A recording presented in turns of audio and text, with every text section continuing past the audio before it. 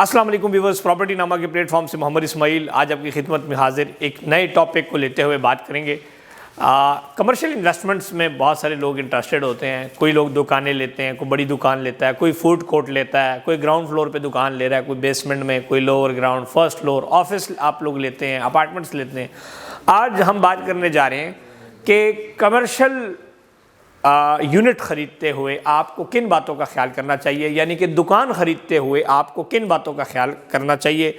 Buildings में, malls में, arcades में, हाइट्स में, प्लाजे में, कुछ भी आप कह सकते हैं। तो आज इस वीडियो को आप कंप्लीटली देखें। अगर ज़िंदगी में आप कभी सोच रहे हैं कि आपने दुकान ख़रीदनी है या आपने प्लाजे में कोई चीज़ ख़रीदनी है या किराए के लिए कोई चीज़ ख़रीदनी है, किराया हासिल करना है, तो ये मेरी वीडियो के अंदर जो 8 से 9 पॉइंट्स मैं बता रहा हूँ, आप ये अपने पास एक डायरी में लिख लें और इनको इंशाल्लाह आप चेक लिस्ट को जब फॉलो करेंगे तो इंशाल्लाह अगर आप कहीं पर भी फिर दुकान लेंगे तो आपके साथ तो ना फ्रॉड होगा, ना आपकी दुकान ऐसा होगा कि रेंट पे ना लगे। तो ये आप मेरी वीडियो देखें, इसमें आज जो पॉइंट्स आपको बताने जा रहा हूँ अमेजिंग पॉइंट्स हैं। स्पेशली लास्ट 4 पॉइंट जो हैं वो आपके लिए बहुत फ़ायदेमंद होंगे।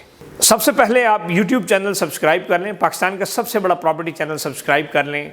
1 लाख सब्सक्राइबर हम अचीव कर चुके हैं, उसके लिए मैं आप सबके शुक्रगुजार हूँ। कमिंग टू द पॉइंट, जो सबसे पहला पॉइंट है किसी भी बिल्डिंग में, मॉल में दुकान ख़रीदने के लिए, वो ये है कि आपने डेवलपर जो बिल्डर है उसकी क्रेडिबिलिटी देखनी है कि जो बनाने वाला है, जो प्रोजेक्ट का मालिक है, प्लाजे का, दुकान का, जो मॉल का, किसी भी कोई भी नाम दे सकते हैं, चीज़ है कि ये नाम मुख्तलिफ हैं। आपने उसका जो डेवलपर है, जो बनाने वाला है, उसकी क्रेडिबिलिटी देखनी है कि आया उसकी हिस्ट्री क्या है, उसने इससे पहले क्या काम किया, आया उसने पहले कोई प्लाजा वगैरह बनाया हुआ है या पहली दफ़ा बना रहा है। अगर वो पहली दफ़ा बना रहा है और उसको इस चीज़ का एक्सपीरियंस नहीं है तो हो सकता है कि उसको बड़े चैलेंजेस को फेस करना पड़े, या अगर उसका रियल एस्टेट में इस काम में एक्सपीरियंस नहीं है और उससे पहले कोई और बिजनेस करता था तो हो सकता है उसको चैलेंजेस फेस करने पड़े। ये ना हो कि उस चैलेंजेस के भेंट आप लोग चढ़ जाएँ। तो आपने ये ज़रूर देखना है कि जो बिल्डर है, डेवलपर है, उसने उससे पहले क्या किया है, उसको पता है किसी चीज़ का, उसका एक्सपीरियंस है, यानी ये आपने पहली चीज़ तो आपने ये देखनी है। दूसरी, आपने जो most important point legal status के हवाले से आपने ये देखना है कि जो मॉल है, प्रोजेक्ट है, वो मलकियत में ज़मीन उनके पास है, यानी आया वो ज़मीन उनके पास एट द पोजेशन उनके पास मौजूद है, 4 दीवारी उन्होंने इसकी की हुई या नहीं की हुई। और द मोस्ट इंपॉर्टेंट थिंग कि जहाँ पे वो बन रहा है, जिस सोसाइटी में वो प्रोजेक्ट बन रहा है, जिस इलाके में, क्या उस मुल्हिका इलाके का NOC उनके पास है। अगर DHA के अंदर कोई प्रोजेक्ट है तो क्या DHA से अप्रूवल मिली हुई है, DHA से उनका नक्शा पास है। बैरियर टाउन में है तो क्या बैरियर टाउन से नक्शा पास है। अगर मेन के ऊपर है तो क्या वो CDA से मंजूर है। अगर वो लोकल एरिया में है तो क्या वो RDA से वो मंजूर है या नहीं है। तो ये आपने ज़रूर देखना है। अगर प्रोजेक्ट के अंडर है तो फिर सोसाइटी से NOC लेना पड़ेगा, अगर सोसाइटी से बाहर है तो फिर डायरेक्ट RDA या CDA, MDA उनसे NOC लेना पड़ता है। तीसरा जो इम्पॉर्टेंट पॉइंट है वो है लोकेशन के हवाले से कि प्रोजेक्ट की लोकेशन क्या है। लोकेशन प्रोजेक्ट की जान होती है। और लोकेशन लोकेशन लोकेशन 3 जो किसी से भी रियल स्टेट में किसी भी प्रोडक्ट को डिफाइन करने का बेस्ट डेफिनेशन ये है कि लोकेशन लोकेशन लोकेशन लोकेशन उसकी कैसी है, उसके आसपास आबादी है, डेंसिटी ऑफ द पॉपुलेशन कितनी है, मेन रोड्स उसको लग रहे हैं, उसके करीब फैसिलिटीज़ हैं, बिजली पानी गैस वहाँ पे मौजूद है, सेंटर पॉइंट जो है सिटी के उसके करीब कितना करीब है, आसपास आबादी कितनी है। तो लोकेशन आपने कंप्लीटली देखी। आया वो मॉल कहीं पिंड में तो नहीं है, अगर पिंड में होगा तो तब भी उसको ज़्यादा फ़ायदा नहीं होगा। तो आपने लोकेशन को सिर्फ हमारी जो 3D वीडियोस होती हैं, लोकेशन जो हम सिर्फ नक्शे में बताते हैं, उससे निकल के ओवरसीज़ पाकिस्तानियों को आपको बता रहा हूँ। आपके घर में बहुत सारे वेले भी बैठे होते हैं, आप कुछ भाई होते हैं, रिश्तेदार होते हैं, जब आप बाहर से आ रहे होते हैं तो कभी उनके लिए मोबाइल ले आते हैं, आप भी उनके बहुत सारे काम करते हैं,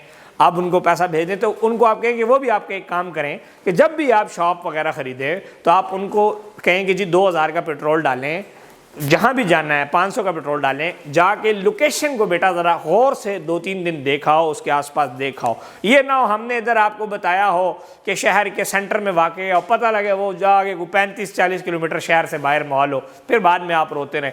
तो मार्केटर के ऊपर आपने ट्रस्ट कम करना है और अपनी आंखों के ऊपर ट्रस्ट करना है।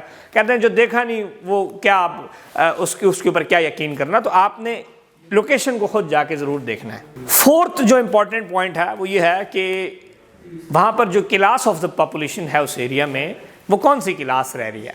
अगर देखें क्लास मिडिल क्लास है, लोअर क्लास है, हाई क्लास है, अगर अभी आप किसी ढोक में जाके बनाते हैं, किसी पिंड में बनाते हैं, तो आपके पास ब्रांड अगर बहुत प्यारा भी आप दुबई की तरफ बुर्ज अरब भी आप बना लें तो उसमें ब्रांड में कौन लेने आएगा, चीज़ खरीदने आएगा। तो आपने ये देखना है कि जहाँ पर आप इन्वेस्टमेंट करने जा रहे हैं उसके आसपास क्लास ऑफ द पीपल क्या है, उस इलाके में क्लास को क्या है, आया वो गरीब वहाँ लोग रह रहे हैं, अमीर लोग रह रहे हैं या मीडियोकर लोग रह रहे हैं। तो उसमें आपने ये चीज़ ज़रूर देखनी है कि जो क्लास ऑफ द पॉपुलेशन है वो बहुत बेटर करती है आपके प्रोजेक्ट को सक्सेसफुल बनाने के लिए। पांचवा जो बड़ा इंपॉर्टेंट पॉइंट है, बहुत सारे लोग जो इन्वेस्टमेंट करते हैं वो रेंट के लिए करते हैं। तो आपने ये चीज़ ज़रूर इंश्योर करनी है कि आप जो प्रॉपर्टी ले रहे हैं, जहाँ लोकेशन है, आसपास आप ज़रूर देखें कि आसपास रेंटल क्या है, आसपास रेंट क्या है।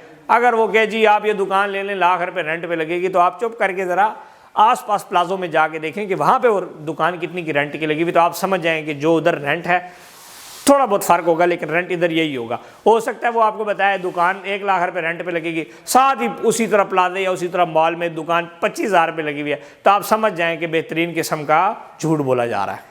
छठी चीज़ जो है वो आर्किटेक्ट वर्किंग के हवाले से है, डिज़ाइन के हवाले से है कि प्रोजेक्ट में आपने ये ज़रूर देखना है कि प्रोजेक्ट के अंदर अगर तो उसके सामने पार्किंग मौजूद है, बड़ी पार्किंग्स मौजूद हैं तो फिर तो ठीक है, लेकिन अगर प्रोजेक्ट के सामने, मॉल बिल्डिंग के सामने, प्लाजे के सामने पार्किंग नहीं है तो गाड़ियाँ कहाँ खड़ी होंगी। उसकी वजह यह है कि आजकल हर बंदे के पास गाड़ी है और हर बंदा अपने से ज़्यादा पसंद करता है अपनी गाड़ी को सेफ जगह खड़ी करना चाहता है। अगर जिस प्रोजेक्ट्स के सामने बड़ी पार्किंग्स भी नहीं हैं और उनके पास अगर अपने प्लाजे में पार्किंग ना हो तो वो प्रोजेक्ट फ्लॉप हो जाते हैं। अब जिस तरह मिसाल के तौर पे मेन रोड्स के ऊपर, ख़ास तौर पर जो जीटी रोड्स और मेन हाईवेज़ के ऊपर जो प्रोजेक्ट्स हैं उनके अंदर अगर पार्किंग ना हो तो वो बिल्कुल नाकाम होते हैं, क्योंकि उधर उनके पास पार्किंग, रोड पे तो गाड़ी खड़ी करेंगे, ट्रैफिक पुलिस वाले ले जाएगा, 600 का चालान भरेंगे। तो आपने ये कोशिश करेंगे आप जहाँ पर ले रहे हैं प्रॉपर्टी रेंट के लिए या वैसी इन्वेस्ट कैपिटल गेन के लिए, आपने जाके ज़रूर देखना है कि वहाँ पर गाड़ी खड़ी करने की जगह कितनी है और कहाँ पर है। अगर वहाँ पर नहीं है तो क्या प्लाजे वाले पार्किंग वगैरह दे रहे हैं, नहीं दे रहे।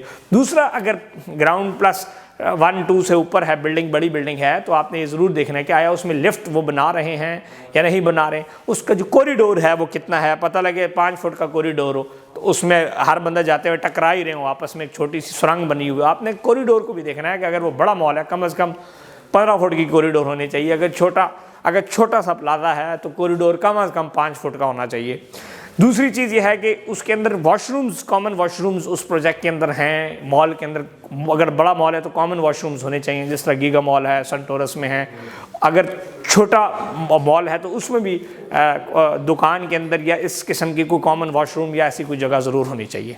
The most important point, the hot point, जिसमें राइट नाउ बहुत सारे लोग मार खा रहे हैं और मार खाते रहेंगे, क्योंकि हम लोग रियल स्टेट को हमने ना एक मजाक समझा हुआ, भाई जाके जी शय ले ली थी। रिसर्च हम नहीं करते, स्टडी नहीं करना चाहते। हम कहते हैं हम तो बहुत बड़े ज़मींदार हैं, बड़ा मैं चौधरी हूँ, मेरे पास 400 कनाल ज़मीन है, मन प्रॉपर्टी तो बहुत अच्छा पता है, जाके दुकान ले लेने फिर रोंदे रहने। इसमें जो मोस्ट इम्पॉर्टेंट पॉइंट है वो ये है कि प्राइस एनालिसिस करना।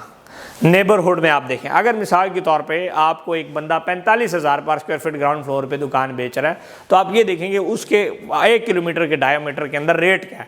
पता लगे रेट 20,000 पर स्क्वायर फीट हो, वो आपको 45,000 पर स्क्वायर फीट दे दे तो 1 करोड़ की दुकान वो आपको 2.5 करोड़ में चिपका देगा। यही तो हमारा मार्केटिंग का काम है कि 1 करोड़ की चीज़ को 3 करोड़ की बेचना। तो आपने हमने आपको काबू करना है और आपने अपने आप को काबू करना है। आपने अपनी देखें, अगर आपके पास इल्म नहीं होगा, आप रिसर्च नहीं करेंगे, आप मेरी वीडियोस नहीं देखेंगे, आपको पता नहीं होगा, आपको कोई भी बेवकूफ़ बना लेगा। हो सकता है दुकान 50 लाख की हो, वो आपके 2 करोड़ की बेच दे, फिर क्या कर लेंगे आप? कुछ भी नहीं, एग्रीमेंट हुआ होता है, किस्तें आपने भरनी है, नहीं भरेंगे तो कटौती पे 25% कट जाएगा। इस टाइम जितने मॉल्स हैं मैक्सिमम आप समझ लें 60% ओवर प्राइस चीज़ें लोग बेचते हैं। अगर आप उस एरिया में डेंसिटी देखें तो वहाँ पे रेट कम होता है, लेकिन वो 10-10, 15-15 हज़ार स्क्वायर फीट रेट ऊपर रख के बेच रहे हैं। तो वो क्या होता है, उससे नुकसान एंड यूज़र को है, आप भी मार खाएंगे। ठीक है ना, वो जो गाना है ना, इसमें तेरा घाटा मेरा कुछ नहीं जाता, तो जब प्यार हो जाता फिर सह नहीं पाता। तो ये वही वाला जो डायलॉग है ये आप लोग के ऊपर पे फिट आएगा कि उसमें घाटा आप लोग का, ये डेवलपर का हमारा कुछ नहीं जाता, ना मार्केटर का कुछ जाता है। तो आपने अपनी जो है ना रिसर्च पूरी करनी है कि price analysis is the most important thing, कि आया उस जगह पे, आया वो शहर से आउट एरिया तो उधर प्राइस कम होनी चाहिए, और प्राइस ज़्यादा तो नहीं ले रहे, क्योंकि हर बंदा चाहता है, अगर हर बंदा चाहता है मैं 1 करोड़ लगाऊं और 10 अरब कमाऊं, हर बंदा चाहता है मैं ज़्यादा कमाऊं, इंसान लालची है। तो आपने इस चीज़ के हवाले से चीज़ों को सोचना है कि प्राइसेस शुड बी कंपेटिटिव, और ये आपने एनालिसिस करना है। एक और जो बड़े मज़े का इसमें पॉइंट है वो ये है कि यूनिक सेलिंग पॉइंट क्या है, कि जो प्रोजेक्ट आपको बेच रहे हैं वो अपने आप को बाकियों से पैसे तो आपको से मांग रहे हैं ज़्यादा, तो कहेंगे जी हमारा रेट इसलिए ज़्यादा है या हम इसलिए कर रहे हैं कि हम बाकियों से मुख्तलिफ है। तो यूनिक सेलिंग पॉइंट, क्या वो यूनिक सेलिंग पॉइंट अचीवेबल है या नहीं, ये मेरी गौर करने वाली बातें हैं। ये बिल्कुल जो है ना दिमाग खोल के आप जो भी दुकान लेना चाहते हैं सुन लें बातें, इंशाल्लाह आपको फ़ायदा होगा। कड़वी है लेकिन इंशाल्लाह, दवाई कड़वी होती है लेकिन सेहत मिल जाती है ना, इसी तरह ये बातें कड़वी हैं लेकिन इंशाल्लाह आपको बहुत फ़ायदा होगा। Most important thing unique selling point के ऊपर आज बात करने जा रहा हूँ। यूनिक सेलिंग पॉइंट क्या होता है मॉल में, कि वो कहता है जी, एक मॉल वाला कहेगा जी इसमें बर्फ़बारी हो रही होगी, एक कहता है जी इसमें नहर बह रही होगी पानी की, एक कहता है जी इसमें आप जैसे ही अंदर आएंगे तो आपको लगा जैसे अफ्रीका के जंगल में आ गए, जंगल होगा, पौधे होंगे। तो आपने ये चीज़ देखनी है। एक कहता है जी ये इतनी बड़ी बिल्डिंग होगी कि बस जहाज़ जो है ना इसके ऊपर, इस जहाज़ से बस 10 फुट फासले के ऊपर उड़ेगा, मतलब बहुत बड़ी बिल्डिंग बना रहे हैं। हर बंदा कोई ना कोई सुर्खी पाउडर, कोई ना कोई मिर्च मसाला डाल के आपको चीज़ बेचेगा। तो आपने ये चीज़ देखनी है कि आया वो जो मिर्च मसाला है वो अचीवेबल है भी या नहीं, वो एग्जीक्यूटेबल है भी या नहीं। आप नहीं खुशी खुशी जाके दुकान ले लीजिए, इसमें स्पेसशिप्स उड़ रही होंगी, आप जैसे ही इंटर होंगे किश्ती में आप अपनी दुकान से दूसरी दुकान में जाएंगे, क्या बात है, ज़बरदस्त जी, थाईलैंड वाला माहौल होगा।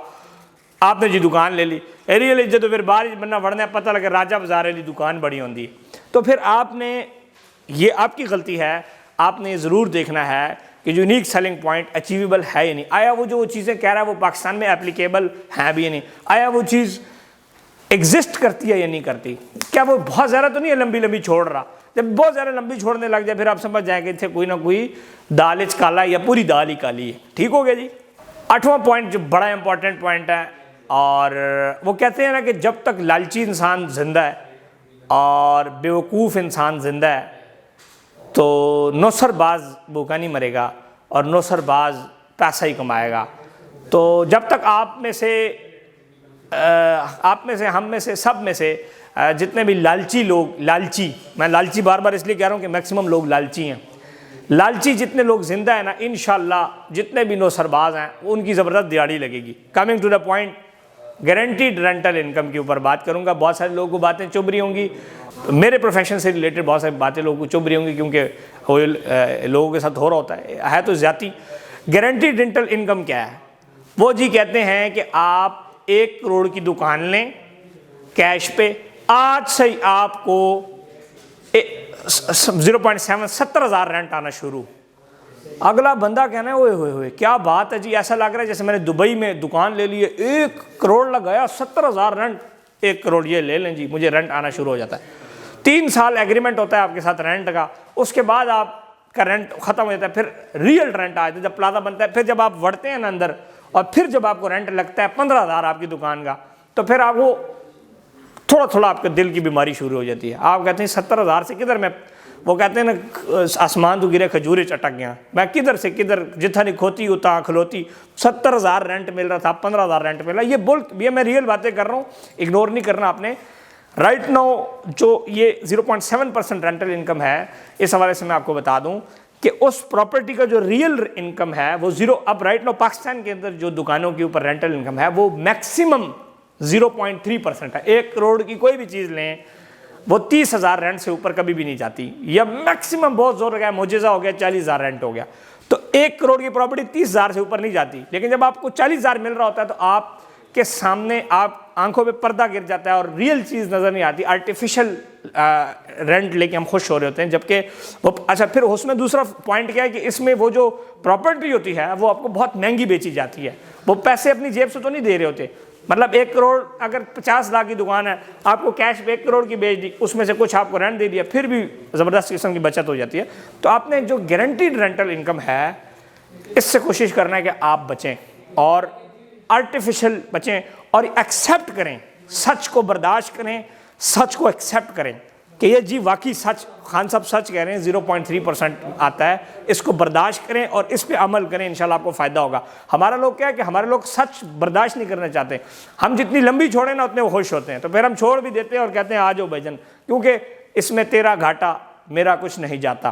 तो ये आज का जो पॉइंट था इसमें बड़ा इंपॉर्टेंट कि गारंटीड रेंटल इनकम का आपने एनालिसिस करना है कि आया आस पास आपको वो अगर कह रहा है कि जी ये मॉल खड़ा हो रहा है 10% आपको हम देंगे रेंट, इतना रेंट देंगे, तो आप साथ वाले दुकान में आके देखें कि रियल रेंट क्या है। तो 0.7% रेंटल गारंटीड इनकम का कोई भी बंदा आपके साथ वादा करता है तो आप समझ जाएं कि ये, अब मैं आपको एक चीज़ बताता हूँ, इस GT रोड के ऊपर ऐसे मॉल्स हैं, 3 करोड़ की दुकान, गारंटी रेंटल इनकम 2,10,000 रेंट पे लोगों ने गारंटीड रेंटल इनकम पे ली थी कि जी 3 करोड़ कैश दें और 2,10,000 आपको रेंट मिलेगा। बखुदा आज उन दुकानों को 30,000 रेंट पे कोई नहीं ले रहा। तो ये अगर आप देखना चाहते हैं तो आज आपको दिखा भी देंगे, वो कोई टेंशन नहीं। ठीक हो गया। अच्छा, कमिंग टू द पॉइंट, एक और आप पॉपुलेशन डेंसिटी देखेंगे जो उस इलाके में पॉपुलेशन है या नहीं, या पता नहीं उसे तो सब प्लाजा बने हुए राती में आके गीदड़ सो रहे हैं जी। अक्सर प्लाजे देखें राती जाओ तो कोई बंगी सो रहा होंगे, कुछ कुत्ते सो रहे हैं, भावे बिल्लियाँ सो रही ने, भावे मकड़ियाँ जाले ने, पर तकना है कि भाई डेंसिटी ऑफ द पॉपुलेशन है ही नहीं। प्रोजेक्ट के नाम पे नहीं जाना कि बैरिया या DHA या बहुत बड़ा, डेंसिटी के ऊपर जाना है कि उधर पॉपुलेशन है या नहीं, क्योंकि आपकी दुकान रेंट पे तब लगेगी जब उधर इंसान रहते होंगे। इंसानों को आपने चीज़ें बेचनी है, जन्नातों को तो कोई चीज़ बेचनी नहीं है। तो population density is the most important point. Location versus price एक वो है कि अक्सर हर बंदा इस्लामाबाद में 60-70 हज़ार पर स्क्वायर फीट ग्राउंड फ्लोर की दुकान बेचने की कोशिश करता है, जबकि वो लोकेशन इस्लामाबाद वाली नहीं होती। इस्लामाबाद से 50 किलोमीटर दूर होगा, कहेगा जी इस्लामाबाद की दुकान लो, तो आपने इस चीज़ को देखना जी पिंडी की दुकान लो, होंदा वो पिंडी तो 35 किलोमीटर बाहर है। इस चीज़ को भी आपने देखना है कि लोकेशन वर्सेस प्राइसेस का कम एनालिसिस भी आपने ज़रूर करना है। आखिरी पॉइंट है जी, इसको करते हुए हम बातें ख़त्म करेंगे और जिसने मेरी बातें बर्दाश्त की हैं उसको सलाम करता हूँ, लेकिन ये आपके फ़ायदे की हैं। आखिरी जो बात है वो फ्लोर सेगमेंटेशन के ऊपर है कि जब भी कोई मॉल आप बहुत ज़्यादा उसमें कमर्शियल फ्लोर्स हों तो आप समझ जाएँ कि ये तारीख़ का सबसे बड़ा फ्लॉप प्रोजेक्ट है। मैक्सिमम जो कमर्शियल फ्लोर्स हैं वो 3 तक जाते हैं। अब गीगा मॉल जो है वो 3 तक है। सेंटोरस की तो बात ही कुछ और है। सेंटोरस तो पाकिस्तान का माशाल्लाह बुर्जुल खलीफा है, उसकी तो बात, उसमें भी 3-4 तक है। इससे जितने अच्छे मॉल्स हैं वो मैक्सिमम 3 तक जाता है। ग्राउंड प्लस 3 कमर्शियल होते हैं, ऊपर अपार्टमेंट्स होते हैं। अभी राइट नाउ इस्लामाबाद में एक मॉल आया जिसने 17 कमर्शियल फ्लोर का प्लान दिया। तो मेरा ख्याल है कि मैं समझता हूँ हो सकता है वो कुछ ऐसी चीज़ लेके आएँ, कुछ जहाज शायद लेके आएँ जो 17 फ्लोर पे लोग जाएंगे उसमें, या कोई ऐसा को स्पेस होगा, बंदा इस तरह छलांग मारेगा उस 17वें पहुँच जाएगा। लेकिन एक चीज़ आपको बड़ी टेक्निकल बता दूँ, किसी के पास इतना टाइम नहीं है कि वो 6ठे फ्लोर पर जाए और 10वें फ्लोर पर जाए। आप कहेंगे हेलो हाँ जी मेरी दुकान 18वें फ्लोर पर, बस तू आ जा, पागल कुत्ते ने काटा हुआ उसको, वो नीचे चले जाएगा, वही चीज़ जो उसको मिलनी है ऊपर क्या उसको कौन सा 50% डिस्काउंट पे मिल जानी है। तो जितना हाई कमर्शियल होता है, जितना ज़्यादा कमर्शियल फ्लोर्स होते हैं, उतना प्रोजेक्ट फ्लॉप होता है, क्योंकि हम लोग एक्सेसिबल पार्किंग नीचे होती है ना, तो हम चाहते हैं कि जितना नज़दीक पार्किंग के प्रोजेक्ट दुकान हो, जितना नज़दीक हो बट ठीक। हाँ, अपार्टमेंट्स वगैरह जो होते हैं वो लोग जितना कमर्शियल से दूर हो उतना लोग पसंद करते हैं। ये जी आज की सारी बातें थी, कुछ मीठी, कुछ कड़वी, कुछ सच्ची।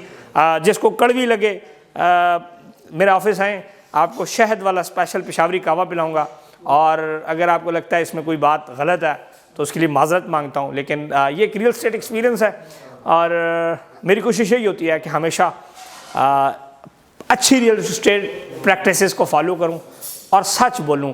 सच बड़ा मुझे महंगा भी पड़ता है। इसमें अक्सर ही होता है कि मेरी अच्छी खासी दिहाड़ियाँ ख़राब भी हो जाती हैं। लोग कहते हैं जी आप तो ये कह रहे हैं इसलिए हम नहीं ले रहे। तो और अक्सर ऐसे भी मैंने देखा है कि मैं अक्सर लोगों को मशवरा देता हूँ, वो मुझे उल्टा पड़ जाते हैं। मिसाल कैसे है, मैंने एक बंदे को कहा जी चक्की रोड पे, उसने कहा जी मैंने सोसाइटी में फ़ाइलें लेनी है, तो मैंने उसे कहा आप ना लें, ये अच्छा नहीं है। अगले दिन मुझे फ़ोन करके कहता है वो जी मैंने ले ली है किसी और डीलर से। फिर मैं पछता रहा था, यार इसको दे देता, 40-50 हज़ार रुपये की दिहाड़ी अच्छी खासी लग जाती, कुछ फ़ोन ले लेता अपने लिए एक और छोटा सा, या गाड़ी में कोई टायर डलवा लेता या कोई बूफर डलवा लेता, अच्छा 50 हज़ार रुपये आ जाता। भी अच्छा मशवरा दे के पछता रहा था। तो इस तरह आप हमेशा कोशिश किया करें कि जो मशवरे आपको दिए जाते हैं इसको आप बर्दाश्त करें, इसको मानें और इसको अगर आपको गलत लगता है तो प्लीज़ आप साइट्स पे विज़िट करें और आप आएँ, मैं आपको ऐसे दुकानें मॉल्स दिखाऊंगा जिसमें रात को कुत्ते और गीदड़ सोते हैं, और जहाँ पे रात को चौकीदारी नहीं करना चाहता, इतना खौफनाक इलाका होता है। तो मॉल्स में इन्वेस्टमेंट से पहले राइट टाइम, राइट लोकेशन और राइट प्राइस का इंतखाब करें, अदरवाइज़ आपका पैसा डूब जाएगा और वो इसमें तेरा घाटा मेरा कुछ नहीं जाता। थैंक यू, अस्सलाम वालेकुम।